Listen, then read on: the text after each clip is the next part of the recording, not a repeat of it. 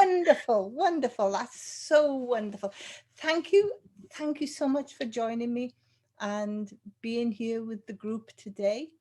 And would you give yourself an introduction, where you're from and where this work started from? Because I know it's it's a huge number of years of work, isn't it? Yes. Now this will be fun because now the introduction of myself and where I'm from, that'll be short. Okay. But if we want to get into the history of how I got here, I can take up 2 free 20 hours. Okay. But anyway, okay. So hi everybody. My name is Lafaya Mitchell. I live in Sacramento, California in the USA. And I'm very excited to be here sharing with you. I started what it is that I do very long ago. I would say even back in my childhood, because everything I've done in my life has led up to this time right here. So I won't give you my whole childhood because so it's kind of long. But through all of what I learned in my life, I've developed a philosophy, and very hesitantly, by the way, called the Lafaya Way. Those who know me, they know that I don't really try to kind of be out in front of people, but there is a lot of value to the work that I've been doing over the years. So now I'm just really stepping out to try to share that, stepping out into the light with everyone, to try to share that. And what is the Lafaya Way? Okay. So the Lafaya Way is what I call now an advanced relational philosophy, that I've learned is very, very useful and productive for working with children who are on the autism spectrum. And also that's kind of where I got my start, is with working with autism spectrum disorder. But what I learned was this works for a lots of moderate to severe social, emotional, and behavioral disorders. So that's kind of the way I've kind of coined it. That sounds kind of robotic. So if I say it kind of overall, it works for hypersensitive people. Okay. Right. And people, I've been told not to use that term because people don't know it well, but I have to, because it's what I'm trying to get the message out, that breakout message, that there are some lots and lots of people out there, lots of children out there who are not diagnosed. They either are misdiagnosed, overly diagnosed, or all the gamut, right? Yeah. And so now I just like to use hypersensitive, because hypersensitive people are just people that are just a little bit more, or a lot bit more sensitive to stimuli, and more reactive to stimuli that maybe others wouldn't consider upsetting. Okay. And so we can find that in any relationship, right? So if you're fighting with someone else, then you're going to run into some hypersensitivity with the person you're interacting with. And so, but in this case, I use hypersensitive because when we're dealing with, especially the autism spectrum, there are some things that we're missing out there when I started to do the research into how to do the work. Right. And so originally, when I started, and this was, when I say originally, I mean about 20 years ago, Yeah. when I started the work, then as I went out and I read what things that I would read, they didn't quite connect with the experiences that I was having with the kids. They say, they're just completely, just removed, completely disconnected. And what I found was that they were so connected that they were overwhelmed, Mm. so they were actually taking in the feeling energies of other people all the time. And so this is what would cause them to kind of push away, like, nope, too much stimulation. And I think now there's a better understanding that there's overstimulation. We talk a lot about sensory issues and all of that, but there is also, even beyond, and actually not beyond sensory issues, just not a thing that's brought up, kind of that sixth element, where we're looking into the feeling energies of others. So, but that's kind of where I based it off of. And is that um taking in all that, is that painful? It's extremely painful. It's painful. It's overwhelming, and it's exactly why you get a lot of the attempts to isolate. And it gets very deep. I think some of the ways that I was able to kind of grab some of the concept was I made a term emotion soaking, which is just kind of the unintentional sponging of Mm. others' energy. Now, the interesting part is you get that with, say, your empath. So Yeah. there's a lot of I information was out there just going now. to ask that. Uh-huh. There's a lot of information out there right now about the empath, but there's another side to it. Like even that has its spectrum. So there's a side of it where you're dealing with your empath who is like overly putting themselves into other people's shoes, so much so that they're kind of taken advantage of a lot. You know, they try to fix everything and they're just completely overwhelmed by Yeah. the things that are happening in the world. But there's also that other side, which is where I get into the hypersensitivity, where an empath is hypersensitive in their own way. Okay. And then you have those others who are taking in all of this energy, all of this, especially negative energy from others, and they're completely overwhelmed and constantly isolating and constantly finding ways, and it's tough, and I have a hard time with some of the wording we have to use here, but finding ways, not on purpose, but this is kind of an emotional thing, to shut other people out. And so even so much so where there's not the development of, say, things like language and such with autism spectrum, because they're so overstimulated by people coming at them that they are pushing away so much that that ability to mirror, and then get into, there's lots of conversation about that, but there's the development of the proper amount of mirror neurons is it's kind of a big thing there in the Yeah. biological piece. But there's also just this attempt to escape the overstimulation, and Mm. so then there's things that seem to be missing in the way of learning some of the things that we need to socialize with others. Yeah. And I read about highly sensitive people and empaths, and you can be both, but they're not necessarily both, are they?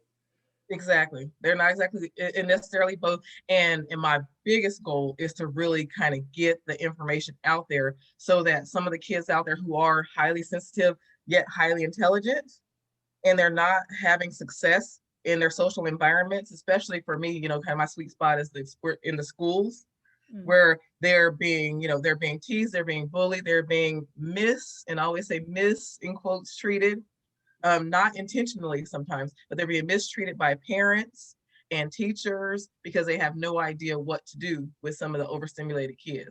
Because then some of their behaviors will look like acting out. Their behaviors will look like, they're oppositional or defiant. I really want people to kind of grasp the understanding of the concepts that I'm sharing so that our kids can stop suffering so much.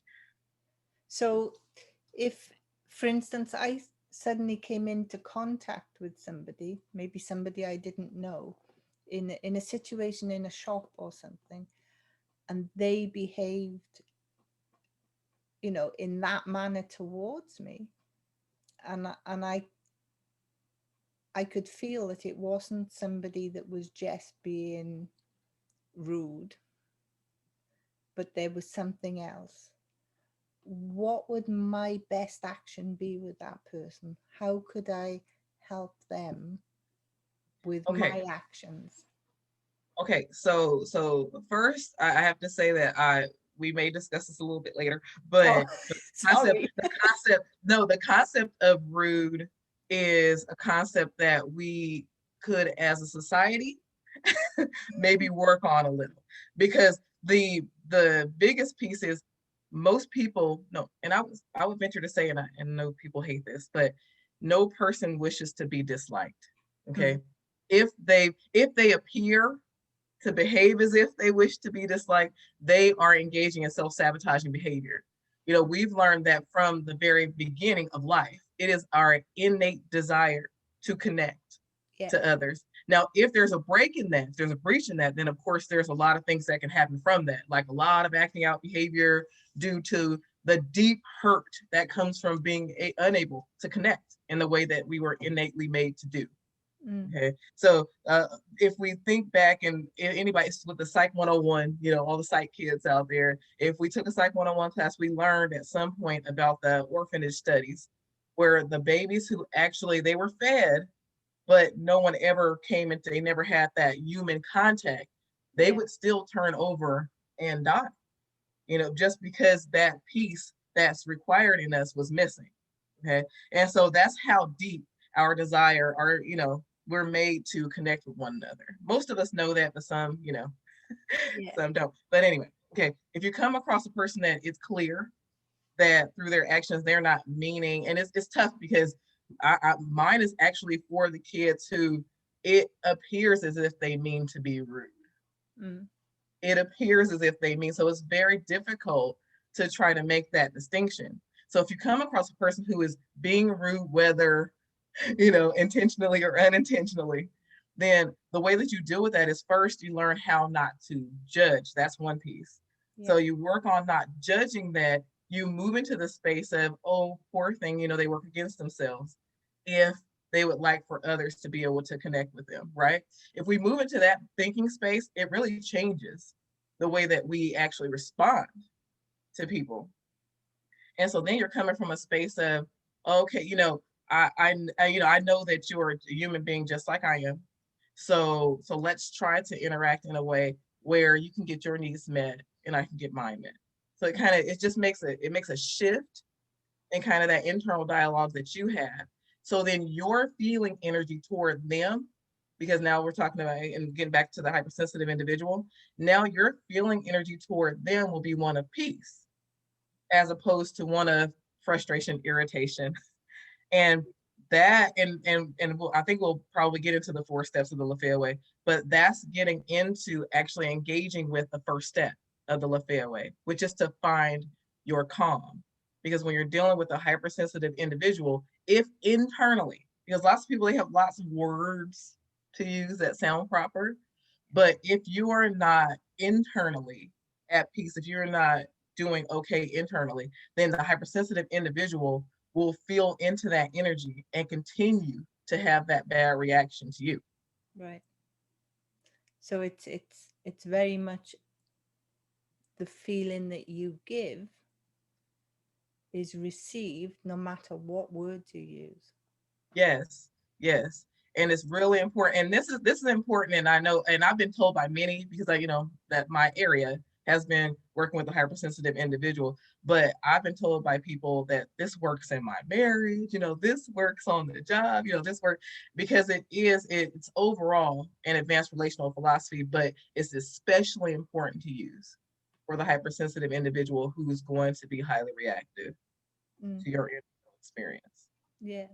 And do you know, when I used to teach people to drive, even people who wouldn't be classed as highly sensitive, in the situation of learning to control a car, they were suddenly hypersensitive. Mm-hmm, mm-hmm, mm-hmm. So that's it. So when you're dealing with anxiety provoking situations, or I mean, it could be it when we say anxiety provoking situations, of course, driving is very scary. So, that's the big, but even things like just, looking at the old 12 step halt check in, just being extra hungry, hangry, or angry, something triggered you, right? Or lonely, or, for kids, bored or tired Yeah. can kind of trigger some of that hypersensitivity in people. Yeah. And so, it's really important to understand that it doesn't necessarily have to be a person who is consistently hypersensitive that these concepts work for. It Mm. could be for these situations that provoke some of that sensitivity. Yeah. And not to make a generalization, but don't you find that young guys try to really sort of bluster it off? They try to what? I'm sorry. You know, be full of bluster, Oh yes, of course. you know. So, and yet underneath, there's that real fear. Yes, yes. And so, and then if we're looking into, oh gosh, okay, so that just segues right into step two. By the way, so that was perfect. But let me just break down the 4 steps because I think we're probably going to hit on them anyway. But when you're looking at the concepts within the Lafaya Way, and the reason, and I'll tell you, one of the reasons that I did not want to kind of try to turn this into a thing, for me, Yeah. is because I just I was like, okay, kind of follows the natural flow for me, natural flow of how we should respond if we want better responses from others, Yeah. right? So I'm like, there's not much to say about it other than just kind of calm down, don't take things so personally, things like understand what's really going on so that you're not reacting to the wrong things. But anyway, second portion, step 2 is understand the real truth. Okay. And so when you're dealing with young guys that are, puffed up and, doing their thing, then if you're looking to be not looking to be offended, I shouldn't say it that way because we aren't looking to be offended. But if you're easily offended by that, then you're heading in the wrong direction with the whole thing. So if you're understanding the real truth, why are they, you know, when people get that way, it's usually because they're protecting themselves in some way. They may not understand it to be that, but if you're understanding the real truth, you don't really have that reaction when you're kind of living a peaceful existence, living a peaceful existence, there is no necessity to No, be angry or upset or puffed up, right? that's right. And so when you're dealing with a person who is that way, then the first point of understanding is, okay, there must be some real things underneath there that they struggle with Yeah. to cause them to respond in that way, right? This would make a huge difference in many areas. So in some of the work that I do, I love to work with law enforcement, so that cops and communities relations, that's a biggie for me.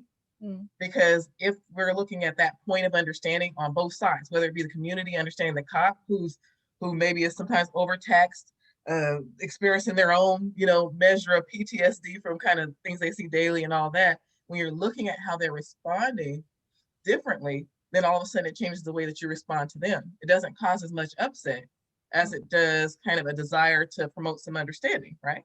And so, but understand the real truth is not only for the other, but it's also for yourself. Yeah. And so when you understand the real truth for yourself, then if you're triggered by something that someone else is doing, it has more to do with your history with that thing, the way that you're triggered, your temperament, your personality, than it does with what they're actually doing, because not everyone would have that same response. Yeah. And so when you're digging into understanding the real truth, then it helps you in all kinds of ways. And what you figure out eventually is that kind of all this kind of rolls together. Because when you understand the real truth about both, then guess what? You're going to be able to find your calm Yeah. a lot more quickly, right? Yeah. So, but yeah, and then now the third step of the Lafaya Way is to react according to your truest intentions. Okay, this is a biggie. So this is really That's just it. getting back. Right? This is Yeah. getting back to just basic human connection. When you care about another person, which is most of the time we care about one another. I mean, if that's not reflecting, then there's something getting in the way of that. But most of the time we're all connected because we're all human, right? um, Absolutely. but if you're reacting according to your truest intentions, what are your truest intentions? What are some of the questions that you can ask yourself to get there so that you can kind of live according to that? So Yeah. if you're not waking up in the morning thinking, yes, I'm going to be very upset and offended by the things that people do today so that I could be an unhappy person. If you're not thinking that, that, if you're asking yourself, like, what is it I'm truly looking to get out of this interaction? And most of the time, if we're like helping professionals, we're looking to help another person, not to be upset with them, not to be frustrated by what they're doing, or reactive. And especially when we're dealing with family and those that we love, or, our children, because I do a lot with parenting, the parenting piece. But, as parents, you want usually peace in your home. Yeah. You want your kids to feel loved, cared for, confident in who they are, right? As a parent, you don't want them thinking that they're disappointing, frustrating, upsetting. That's just not what we're going for. No. And so when you're reacting according to your truest intentions, you're being true to yourself. Mm. And when we move towards being more true to ourselves, we become less upset about the way we're reacting. Yeah. Okay. So then say you love your child and they're acting out, and now you find yourself, yelling or whatever, right? Yeah. We're actually more upset about that yelling because that's not us living in our truth. That's not the space that we truly want to be in. So we're very upset to be out of our, out of the space that we desire to truly be in. That's where all the reactivity is coming from. Mm. And so when you're reacting according to your truest intention, then what ends up happening is the true message that you mean to give to your child or whoever it is you're dealing with, the true message that you intend to give to them, you give that to them, which will settle you more and it will also settle them more. Because again, we usually have good intentions. Yeah. Yeah. And Right. then, and there's more to it, but and then there's the fourth step, which I include the three R's in, which is to recognize, because we have to give that recognition so that we can, so we can grab a hold of the small step successes. This is how we inch towards where we truly want to be. This is how we gain the healthy relationship we're looking for. Is first you have to recognize. That's where a lot of people will miss it. So they'll get like these small step improvements, and then and then the next time they run into the same kind of situation, then they forget that there are steady improvements happening. You may not have gotten 100%, which we never never do, right, to where you want it to be. But say if you yelled before, for example, for 30 minutes and you were only 10 minutes into it this time, recognize recognize the small step improvements. If they had a meltdown for an hour before and now it's only a 5-minute meltdown, recognize these things. So recognize them, reinforce them highly, because we want to reinforce the behaviors that we want more of. This is another mistake that we make consistently, is we tend towards, because we're reactive to the negative, we tend towards reinforcing unintentionally, reinforcing more of the behavior we don't want Mm. than the behavior that we do want. So this is kind of changing that up. So recognize, reinforce, and repeat. So I love the rinse and repeat idea. So with the 4 steps, you're never done. You're always, Yeah. gravitating around the 4 steps. Yeah. But that's the 4 steps. And that, when you bring that all together, then you have a formula for successful and healthy relating to others, especially hypersensitive individuals. Yeah. I can understand that. And it was a funny story came to mind when a young guy that went for his driving test and he failed. And he said to me, I don't understand it. He said, I drove really well. And I said, well, the examiner's failed you. There's nothing we can do. And he said, I was really polite to him. And I know he didn't like me. And he said, why wouldn't he have liked me when he doesn't even know me? And I looked at him and I thought, what do you say to this? And I said, maybe you look like his son and he was really cheeky to him at breakfast this morning. And he burst out laughing then. Mm-hmm. And he just said, well, I never thought of that. Uh-huh. Uh-huh. Isn't that perfect? But it was possible, wasn't it? It was a possibility. Right, And right. and he suddenly was like, oh yeah, I've made my dad mad by doing that in the morning. It's like, yeah, that could have happened. Yes, yes. It's so important. It's so important to move ourselves and others out of personalizing Mm, something that's coming from another person. If you know you were really polite and you yeah, know that you did what you could to relate well to another person, nothing to do and with you. they are still having a hard time, you just have to allow for it to be their hard time, right? And Yeah, not put that off on yourself. yeah. And once that can happen, it does. It moves the person out of that dwelling in that place of what's wrong with me. Yes, You know, yes, how can somebody who doesn't know me not like me? yes, yes. And I mean, and when you get a little deeper with that, now this was just this little guy's, interpretation of an interaction with some guy who didn't really know him and he was hurt by it. Yeah, Now, just imagine how it feels to a person who they're dealing with their loved one, someone who's supposed to, love them no matter what, yeah, and they feel like this person doesn't like them. Right? So, and we get this all the time. We're like, well, I was trying really hard to, be good, today, right? And they were still upset with me, right? And so it's really moving people into a space where they truly are able to kind of activate. We can know in text, intellectually, not to personalize what others are saying and doing. This is very difficult to apply to love relationship with loved ones first and foremost. But the Lafaya Way really does kind of give you a formula for how to do that. Mm. How not to personalize, how to allow another person to be in their space, and how to allow yourself to understand that your reactions and your responses are, again, more based on not how terrible they think you are, Yeah. but on how you feel about basically yourself, and how, again, your experiences from the past with these things are triggering you now. So then you're not putting yourself in a bad space either, like, oh, they really hate me, they really hate me. And then we're, of course, if you feel like someone hates you or dislikes you, you're going to have a tough reaction with them. And the reaction that you have is going to be against what you truly want, because you want them to like you. The reason you're reactive in the first place is because you want to be liked or loved, right?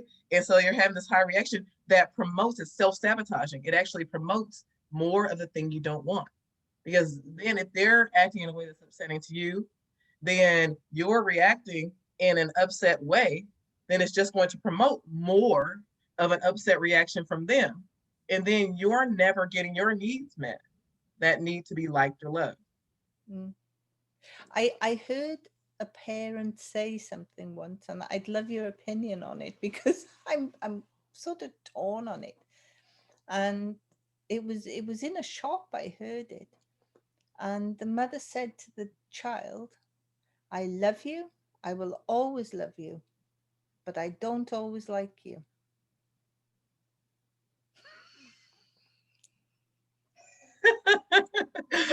That's a great one. I've heard that. Okay. I think that it'd be helpful for mothers out there and others who are trying to, really, express a point, as opposed to making it about the person themselves. It's so very important to make it about the behaviors. Yeah. So if you're going to say, I love you, I will always love you, um, then the response, but I don't always like you, or I don't really like you, or whatever, there's the saying that afterward kind of kills the love piece, right? And it kind of tears a person down, right? As opposed to, in which you're not, when you tear a person down, then what you're effectively doing is you're kind of standing on top of them, putting extra weight on this person who's already struggling, and then telling them, okay, now I'd like for you to move. Like, I'd like for you to to move in the direction that I'd like for you to move in, but I'm going to stagnate you, right? As opposed to bringing them up. So clearly, the person who's acting out, especially a mother-child situation, no child wants to be disliked by their parents, no matter what they do, what you think, or how they're acting. No child wants to be disliked by their parents. That's a very hurtful thing. Okay. And so, but what you want to do is say, I love you so much. I really, really do. But when you dot dot dot, when you engage in this behavior right here, it makes it very, very difficult to be able to express that love towards you. Like, it makes it very difficult for these things, express that love towards you. And I know that's not your intention.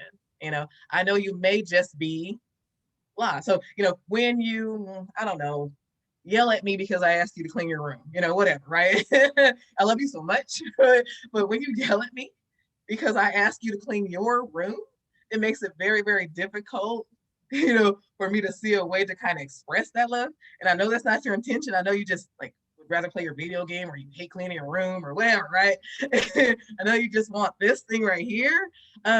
So as opposed to maybe getting yourself into trouble, and as opposed to maybe losing out on that video game that you love so much, you know, I just need for you to make a movement and get that thing done that I asked you to do, so you can kind of keep a hold of the thing that you want to keep, but kind of thing, much more productive. Yeah, because it actually felt like it was giving and taking, even though it was I love you and always will, but I don't always like you, seemed to take that, even though it was like, seemed to take the love right away. Yes, I say it all the time. I say, don't kill it. Like, give the good statement, and then either if you don't know what to say after that, don't say anything, or or move yourself into problem solving mode. You move yourself into problem solving mode by asking yourself, okay, so how will what I'm saying be beneficial? Okay. So then if you ask yourself that question, then telling another person that you don't like them Mm. is typically not going to get the behavior you want out of them. It's typically going to make the person feel not liked, which is going to in turn make them not like you. And then they're really not going to want to give you what you want, right? We think it through, And so then if you start to ask yourself that question, that problem solving question, what am I trying to gain from this? Then you're looking to move a person into a space where they can actually comply. They can actually do the thing that you're asking them to do. That's ultimately what you want. You want them to do the thing that you want them to do. And so, and even because this is something I speak to all the time, like especially when you're dealing with, kids that are autism spectrum or on the spectrum trait, that Asperger's, and even when you get into some of your like reactive attachment disorders, but we those disorders, I hate that word disorders, but those disorders or challenges, that's a better one for it. Those challenges where they appear non-compliant or selfish, okay, on their own agenda, right? You're dealing with all these kind of frustrating, ways of being, right? And so, when you're dealing with these things, then as opposed to becoming personally offended by it, which is what people often do, Yeah. as opposed to trying to figure out a way to kind of, well, I have to say this, a lot of people kind of overgive trying to buy compliance. Yeah. So there's a big time parental mistake, and also in marital relationships, but a big time parental mistake is the parents that the kids act out consistently, and the parents are consistently by going out of their way to buy the biggest best things, and they get bigger and broader with the things they're getting, or doing, when that's not what is going to provoke the child to become compliant. As a matter of fact, you're just reinforcing the negative behaviors. Yeah. So when a child is acting out, you continue to give to this child who is not learning that they have to earn what it is that they get.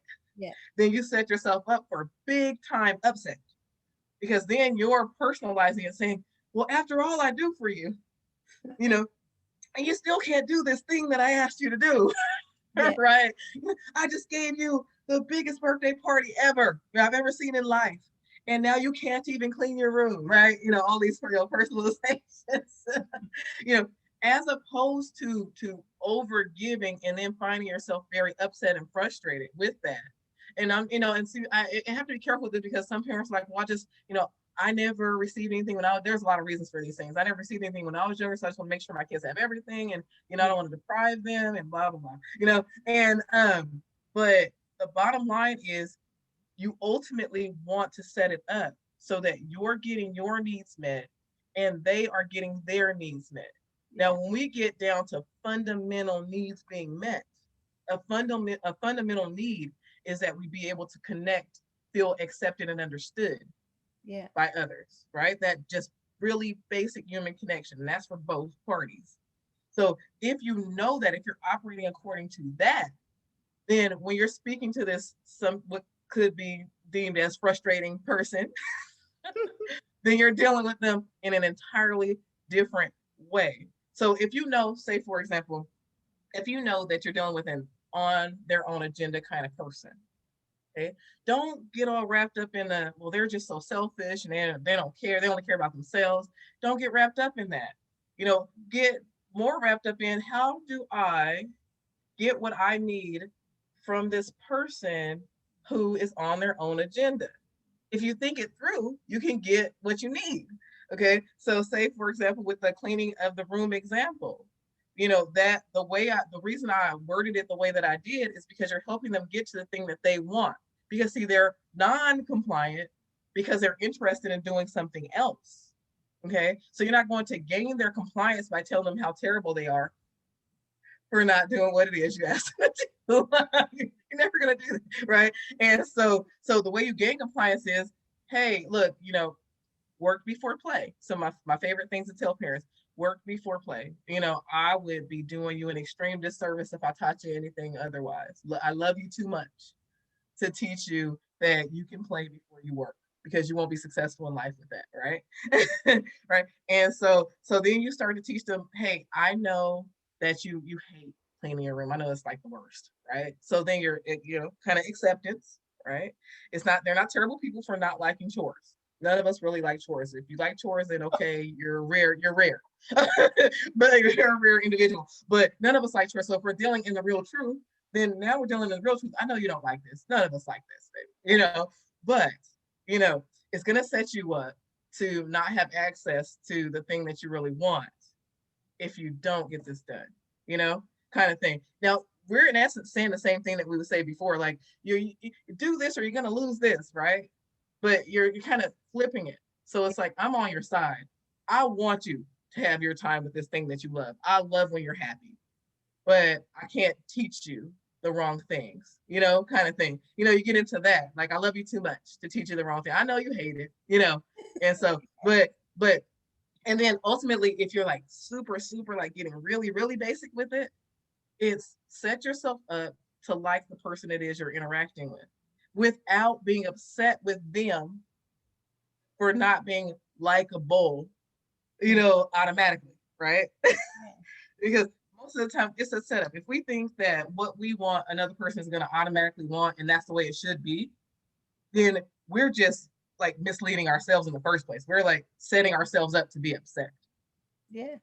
If we're able to attach to, it's okay for another person to want something different, but this is what's going to cause us to relate to one another in a better way. This is what's going to cause them to get their need met to be able to connect with me and feel liked and loved by me. Then Mm. it changes the whole game, especially when you're dealing in parenting. It changes the whole game when you start to think, okay, I need to do the things that will cause me, I need to react in a way that will cause me to like my child. This will eliminate things like overgiving. Because see, if a child is not doing the things that they need to do, and you continue to try to throw things on top of that to gain, to buy, their compliance, which people don't really logically think that's what they're doing, but that's what they're doing emotionally, right? And or sorry, emotionally, when you're overgiving, you're feeding your need to give. You're feeding your need to give and discounting their need to learn how to be liked. Right? And so when you start to think of it in this way, then it'll become natural for you to do or not to do certain things. So when, say, the child who's not compliant is asking for something they want, you're not with all this attitude, no, I don't like you, so you're not. Basically, because that's basically the message we give is, nope, I don't like you, so you're not getting it. Or, oh, I can't believe you're asking me for this when you couldn't even do this thing, so now you're the victim to them. So, right? And when you have the victim, you have to have the villain, right? And so if you make them a villain, they'll be the villain, right? But if you get into concepts like, I really love to be able to do that, but wouldn't be comfortable with that because, these are, because I asked you to do these things and you weren't able to do that, or you fought me on it, so I wouldn't be comfortable doing that at all until you at least do the thing that I asked you to do, right? Because I'd like to just see it becomes a win-win for me. Parents learn how to create those win-wins. So if you don't clean your room, you save me money. You don't have to say that to the kids, but think it. If you don't want to clean your room, you save me money. I win either way. If you clean your room, I get to give to you like I want to. I win. Right? And not that we're going into the competition of it, but we're going into the creating a situation where your own reactivity does not work against you. I'm looking to help people create avenues to get their needs met. This is how. This is like creating the pathway to getting your needs met and the others. So you're win-win. Yeah, Yeah. definitely. I can see there's some comments on Facebook. Should we see if there are any Yes. questions there? uh, oh, Tonga's here, Joanna's here, Laurie's here, and Carolyn was here. Um, Joanna said, "Waking up expecting the worst." Yeah, that would make you reactive. Um, she said, "Oh, she said, I love you, but I don't like you," as an echo from her childhood. It's deeply hurtful when your needs aren't met, and teaching you that love is highly conditional, and that takes a long time to unlearn. Yes, yes. It's a very good point. Oh, and Carolyn is here. She said, "Hanging on every word." Well, do you guys have any questions? Because I'd love to. Actually, this is a goal of mine to really kind of get some of the tough questions. Yeah, And really, to be perfectly honest, most of the time it's just like the slightest of adjustments, yeah, especially when you're dealing with hypersensitive situations or people that you need to make. Like we're not, most of the time people are not missing the mark by a mile. Like it is just seriously like a inches game, like centimeters, right? And we just need to make it just slight.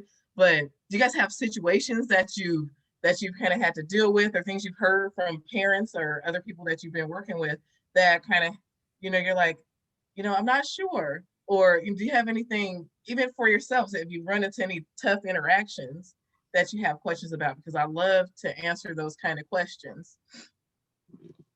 yeah. So yeah, drop some questions in. Oh, Joanna said, "I think hypertensive people have to spend time to deal with basic needs grounding before doing activities, so that they do not get subtly sidetracked by emotional content, bodily comforts, etc." Oh yeah, no, that's actually that's an awesome point. It's an awesome point. And it's these are really good points because when you get into say understanding the real truth, it also creates a way, especially if you're staying in your problem solving mind, it creates a way to stay proactive. So then if you're consistently thinking, okay, how do we get our needs met? How do we make this okay? As opposed to being anxious about this point of, like you have this point of knowledge, this information. And a lot of times people will have the information and the information will make them anxious as Yeah, opposed to moving them in a problem solving mode. So it's like, oh no, we're headed to, this event. Oh, they have such a hard time, sitting still or, or whatever, right? As opposed to kind of letting that settle into yourself and then feeling really nervous before you even get there, which again, when it's a hypersensitive person, they're going to attach to that internal experience of yours and it's going to make it more likely that this thing is going to happen, self-fulfilling prophecy, right? In action. But they more likely, instead of that, it's getting to that space where, okay, well, I know they have a hard time with this. Then how do we problem solve? How can I be proactive about this?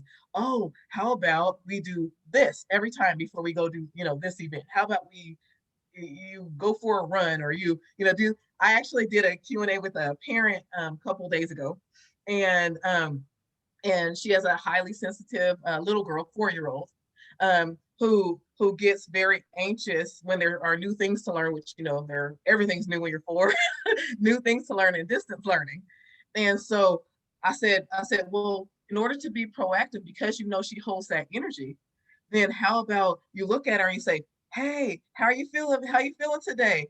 How about we, just take a run down the hallway, take 2 quick runs down the hallway really fast, before we get started. And then before you get started, kind of have her sit down and say, oh, we're breathing really fast right now. Okay, let's take 3 big breaths, in and out, and work on just getting her physically, getting some, first of all, working on getting some of that energy up and out, but then teaching her how to relax before she gets started so she can kind of get a head start, kind of get ahead of the anxious feelings, if that makes sense. that But really. yeah, these points of knowledge, they're exactly what gives us the tools that we need. And so it can be something that's working for us instead of something that has, historically worked against us. Yeah. And Carolyn's asked two questions. She said, could you address hypersensitivity in adults? And you mentioned relooking at the idea of rudeness. Could you elaborate? Oh, yes, that's my favorite.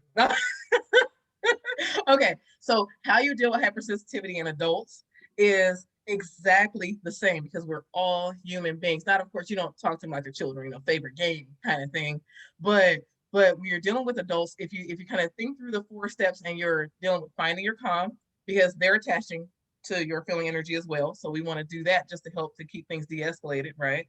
And you're understanding the real truth, which is this adult does want to relate to you. I mean, does want to be able to, in general, relate to people well, whether they know it. And this is the hard one for, okay, so whether they know it or not. Again, remember, this is all of our innate desires.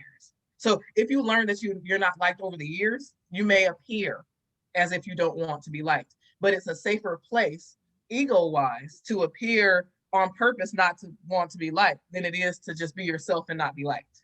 Okay. So there's years of hurt that typically comes along with a person who seems to be intentionally attempting to be disliked. Okay. So understand the real truth, but understand the real truth about yourself as well. How are you triggered? Why are you triggered? And you don't have to get super deep into it. It could just be as simple as, okay, well, I am sensitive to when people, raise their voices. I am sensitive to, and that comes more from, this part of my history or this part of my life or whatever. I think so. Understand the real truth, reacting according to your truest intentions. What are you looking to get? What are you looking to gain from this adult? Okay. And it usually is not to be upset and be at odds with him. That's typically not what we're trying to gain. And so when you're looking at that, it's going to cause you to kind of come with more problem solving methods than it would be reactivity. Okay. And then same 3 R's, but it works the same for people. This is about human connection.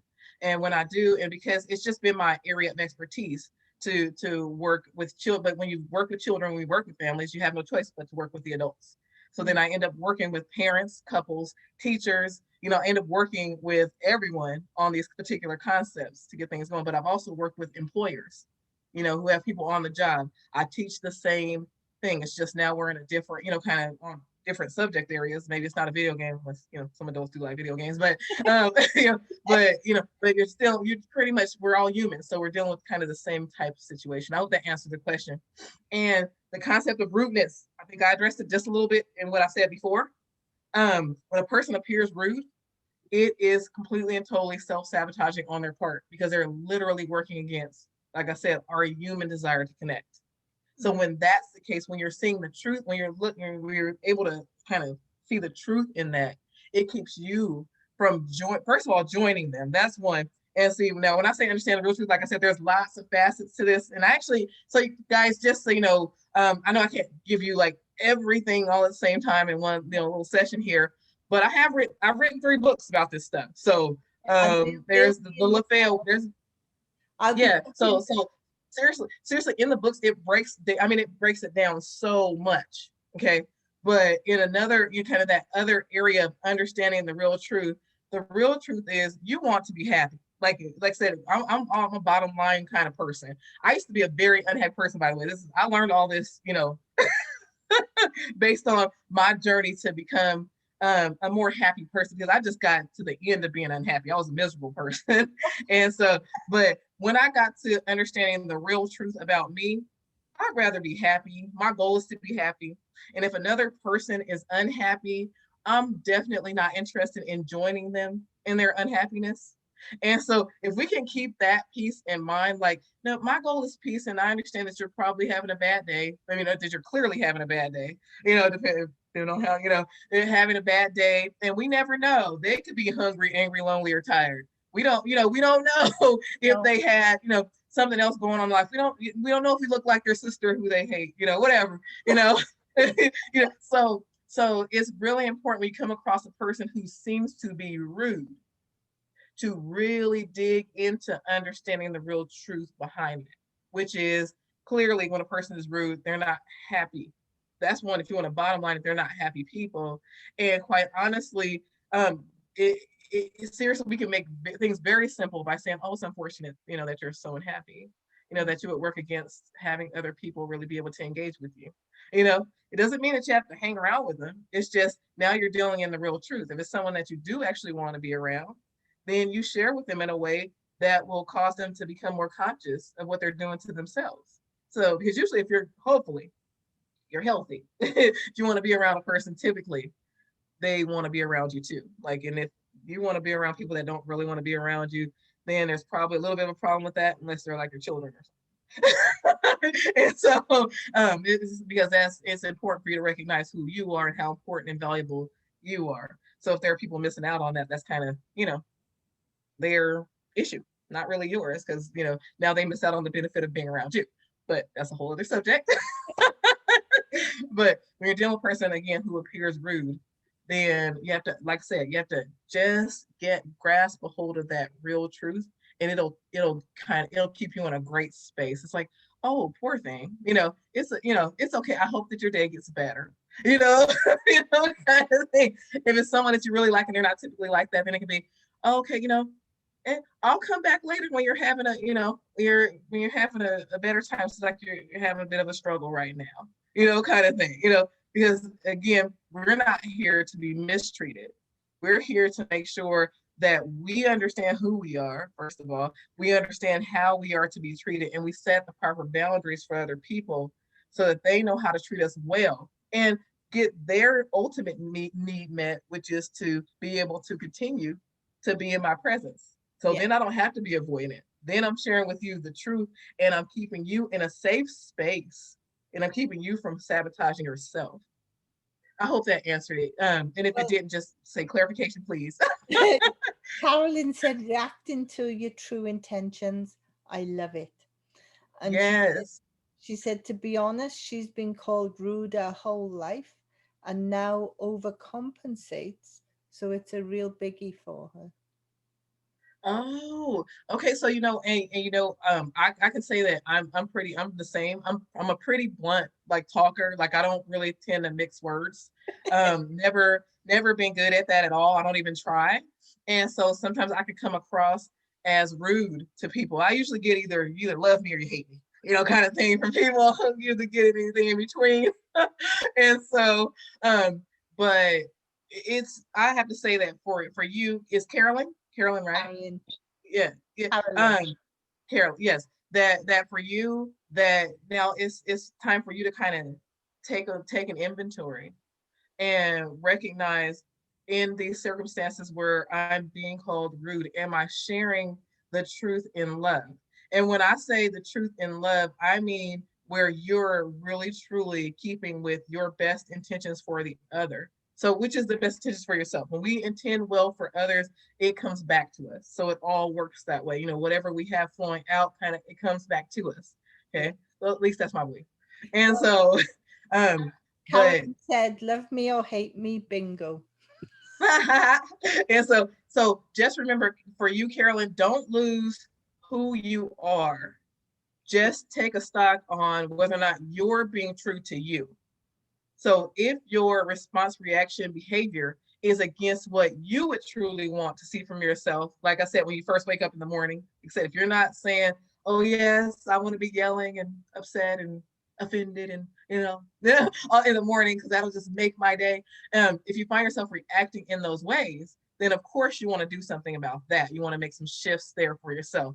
But if you're acting in love, you have peace about it, and you're sharing a truth with a person that will cause them to be able to better connect with you, then if a person thinks that's rude, it kind of becomes, and not in a rude way, but that's an issue that they have. They have a Yeah. struggle with dealing in the real truth, and that doesn't come from the truth that you're giving to them. That's coming from their own issue with being able to deal in the truth.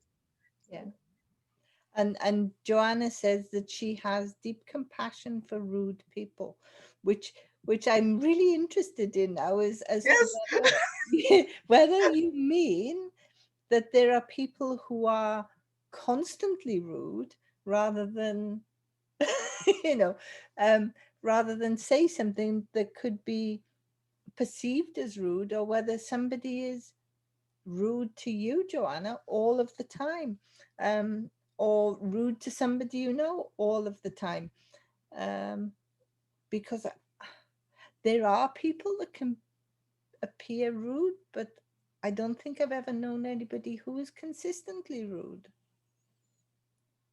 I'm not quite sure what to say, uh,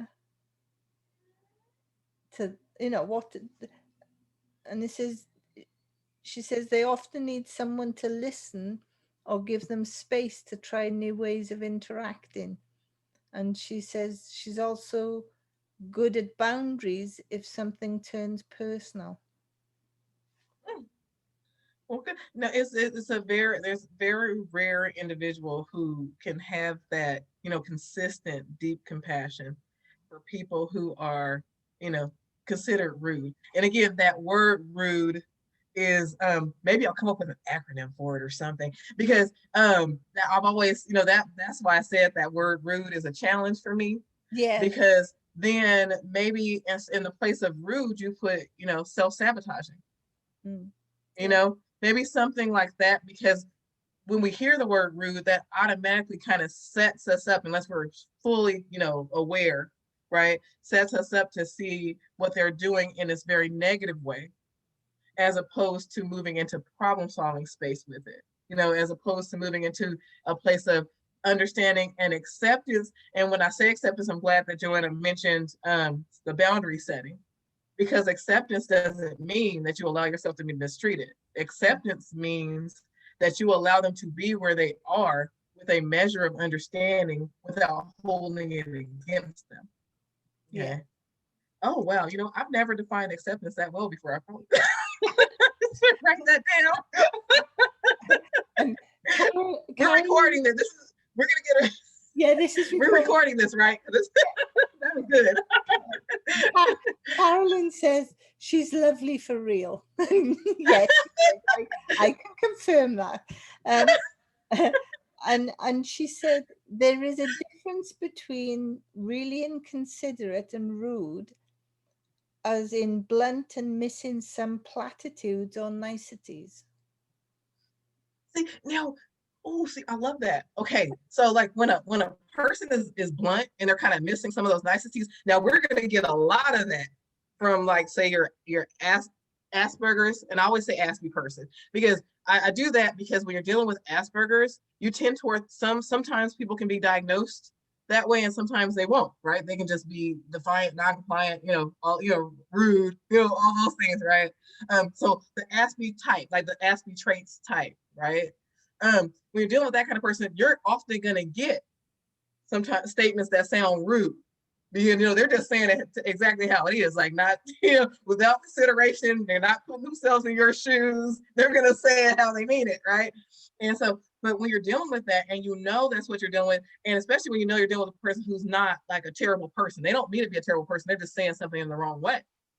Then the way that you deal with that, and actually I have to say, okay, so just to be disclosing a little bit about myself, I actually have two little Aspies upstairs, and they probably get it from me because I know that I have no qualms with the fact that I know I'm awkward, and, all those things, and dealt with a lot of social, inappropriateness when I was younger, and all that. Or I'll put myself in the hypersensitive category. I'm not really deeply into labels, so but when you're dealing with an Aspie person, then the best thing you could do is to share with them when they're being blunt or so-called rude or whatever is, oh, okay, you know what?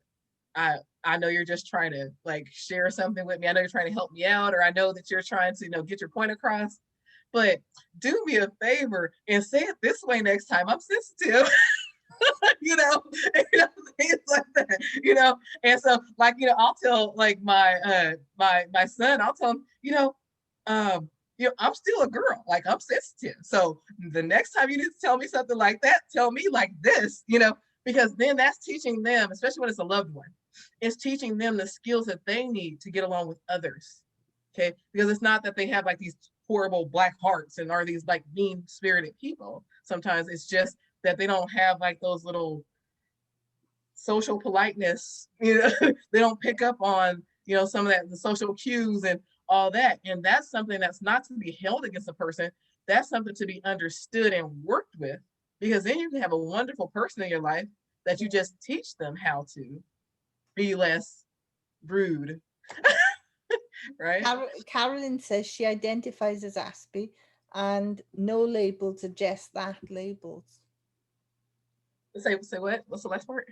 No labels are just that, labels. Maybe you need to quantify that a bit more, Carolyn. Yeah. And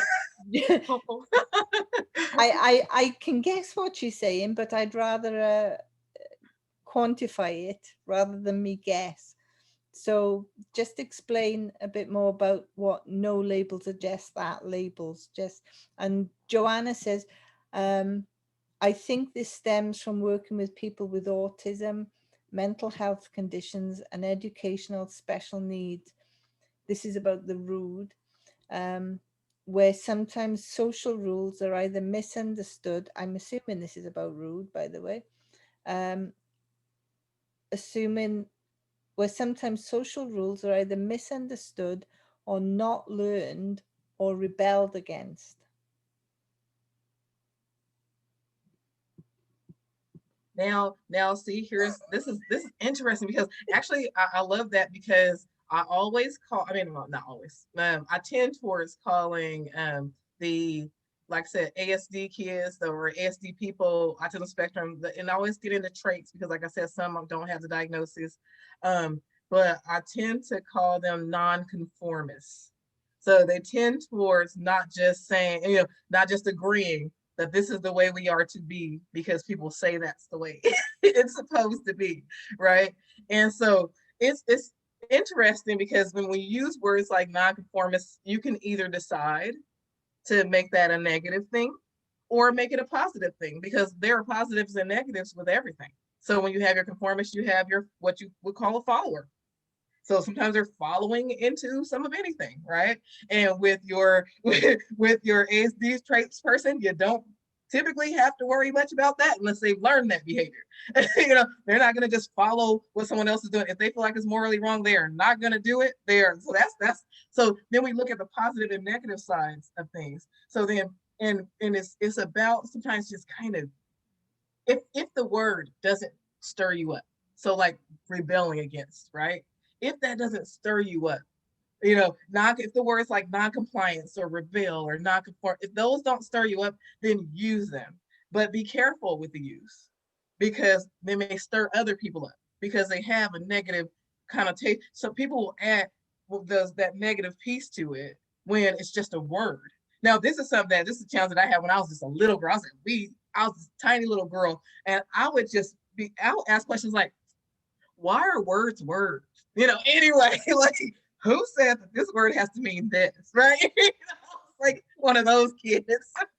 and so, and so, I'm always playing around with words, and I'm always trying to be so careful, which made it very difficult to try to write books at all. Period. So, because I really am really careful for people not to misunderstand what I'm saying and things when I'm looking to promote understanding. Sometimes people will take offense to that concept. Well, they're rebelling, kind of thing. Yeah. And so it's just remember with our words, and as we're teaching others as well, that we're kind of always moving to that space of, but this is for understanding, not upset. If this is creating upset for you, you're headed down the improper path, because upset will only gain you more upset. Okay. If that makes sense. And so, but yeah, you made a good point. And Carolyn said that what she meant was she was agreeing with that, labels are just labels. Okay. And then you know Punctuation what? fail. When you said it the last time, I finally got it. When it was blended together, my brain couldn't piece it apart. It just took a minute. Thank you, Carol. Oh, this has been a wonderful conversation. Yeah, yeah, it was And fun. I don't know whether anybody's got any more questions, because if there's no more questions, we'll bring it to an end. We've been just over an hour now. Yes. But Oh, Carolyn sent hearts anyway. I don't know Oh, whether thank you. I love you too, Joanna's got. Carolyn. Is that the right way to make a heart? Wait. I I'm hopeless at doing those. I end up. Me too. But okay, so I did want to throw out there that on Fridays, I will be every Friday at 6 o'clock. And you can find me at Lafaya Way. On my Facebook page, I'll be doing a Facebook Live, a Q&A the Lafaya Way. And I'll be excited to have you there. And I'm really, really excited to work with everybody. I want to work with parents. I want to work with providers. I want to work with, there's a gamut. So I want to make sure I'm getting with the teachers because I want to help them to learn how to, work with the hypersensitive individual. They spend so much time with them. Faith-based organizations, because there are lots of families that, end up not being able to stay, in their supportive communities because people don't know quite how to deal with the hypersensitivity. Yes. And I'm sorry, Fridays at 6 p.m. Sorry, I have to say Pacific Standard Time because I have to be considerate of we have time zones differences. Yes. So 6 p.m. Pacific. But I'd love to have you join, give suggestions on what would be useful to bring up and bring out. Join me via Zoom because you can register and actually join me via Zoom and ask direct questions based on the conversation Okay. um, Well, I've right got there in the meeting. all of your contact details and that you sent me those.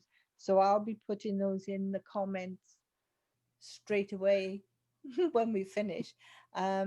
So you know, anybody that wants to join you then can, and your Yeah. email is there. So if they have questions, I know you said you're happy for people to email you. Yes, yes, I'm happy to hear from you. And that's my whole goal is to share Yeah, and to really, quite honestly, I'm going to kind of, I know it sounds like what everybody says, but I really do want to change the way yes, we interact with one another in the world. So I think it'll bring peace. yes. So thank you, Joanna and Carolyn, for the questions and for joining us. And thank you so much, Lafay. I mean, this has been wonderful. Uh, Thank you, Jill. I appreciate you. I appreciate coming to your show. You know, I love you. So, okay. well, we're going to say goodbye from the live stream now.